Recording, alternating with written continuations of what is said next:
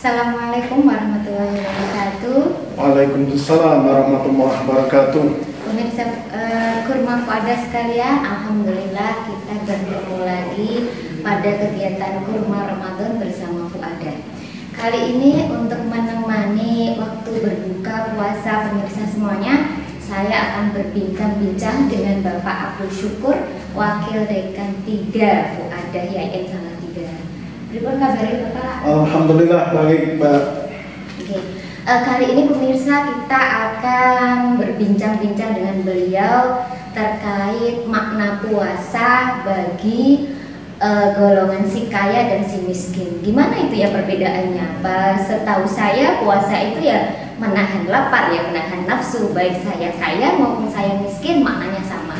Tapi akan kita ketahui nanti, kita berbicara dengan pakarnya langsung. Bagaimana itu Bapak makna puasa dari segi si kaya dan si miskin? Baik Mbak Nisa dan para pemirsa semuanya, saya berterima kasih. Ini sungguh kesempatan yang tidak pernah kita duga.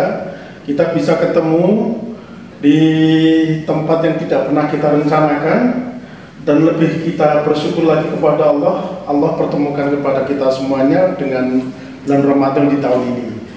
Para pemirsa yang saya hormati, jika kita berbicara tentang bulan Ramadan, itu artinya kita akan berbicara juga tentang bagaimana menahan.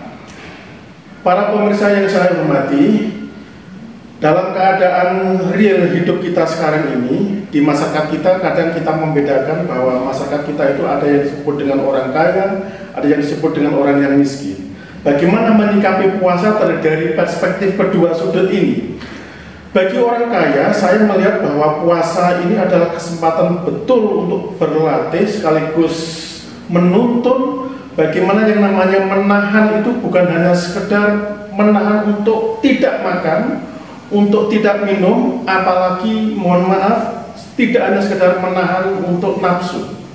Tetapi yang terpenting adalah bagaimana kita ini menahan untuk tidak berperilaku poya-poya, berboros-boros, dan yang terpenting lagi adalah kesempatan si kaya untuk selalu mendharma baktikan apa yang dia punya, apa yang dia miliki untuk saudara-saudara kita yang kita pandang miskin, yang kita pandang papa, dan seterusnya. Karenanya kesempatan ini lalu menjadi sangat besar sekali, maknanya adalah menanamkan keikhlasan bagi si kaya untuk bisa selalu peduli dan memperhatikan kepada saudara-saudaranya yang kurang beruntung secara ekonomi.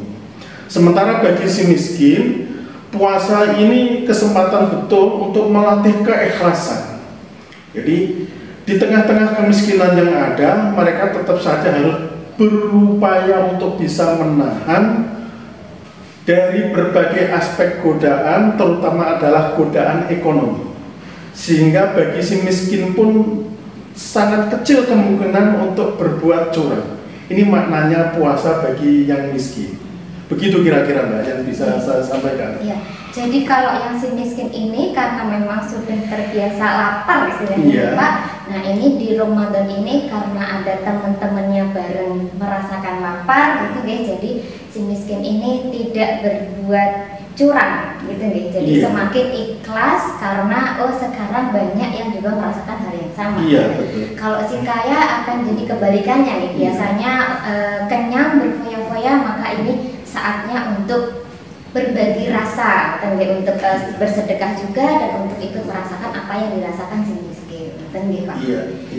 Satu pertanyaan Bapak, kalau fenomenanya nih, fenomenanya yang ada ketika Ramadan atau mendekati Lebaran itu biasanya mal-mal ramai Bapak. Jadi ini puasa menahan, tapi kok kayaknya yang dikeluarkan juga lebih banyak daripada ketika tidak Ramadan. Gimana nih Bapak? Nah inilah para pemirsa, jadi salah satu pemandangan sosiologis masyarakat kita adalah jika hakikatnya puasa itu adalah menahan, tetapi di ujung Ramadan yang kita lihat di masyarakat kita sekarang ini adalah kesempatan warga untuk banyak membeli barang-barang yang kadang-kadang kurang begitu punya makna dalam kehidupannya. Juga yang sering kita lihat adalah tidak semua yang kita beli itu kadang-kadang dibutuhkan untuk keluarga kita. Nah jika ini yang selalu terjadi, ini artinya mohon maaf puasa kita ini hanya sekedar rutinitas saja. Karena rutin kita setiap tahun ketemu dengan Ramadan, ya puasa itu lalu menjadi kurang menyentuh rohani dia, sehingga yang terjadi adalah di awal-awal Ramadan kita tampaknya tulus, ikhlas, ini adalah kesempatan kita untuk memperbanyak ibadah dan seterusnya, tetapi di ujung Ramadan ada dalam tanda kutip seperti kita itu balas dendam. Karena di awal-awal Ramadan itu kita selalu menahan dan menahan, maka di ujung Ramadan itu kita berperilaku yang berkebalikan.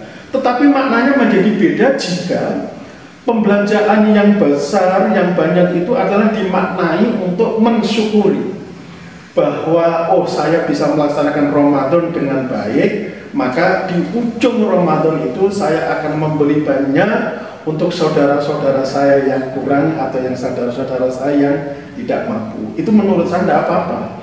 Tetapi jika pembelian barang atau kebutuhan yang kadang-kadang tidak relevan itu menjadi booming di masyarakat kita hanya sekedar untuk dalam tanda kutip tadi adalah balas dendam, itu yang keliru dan itu yang harus kita benahi.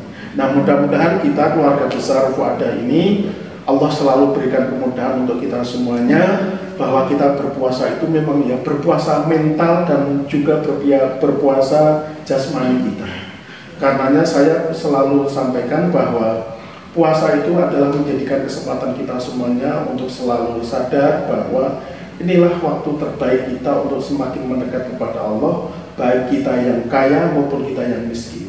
Kita yang kaya dermakan kekayaan kita untuk saudara-saudara kita yang kurang beruntung, tetapi bagi saudara kita yang memang secara ekonomi kurang beruntung, maka kesempatan kita adalah untuk lebih banyak bersabar.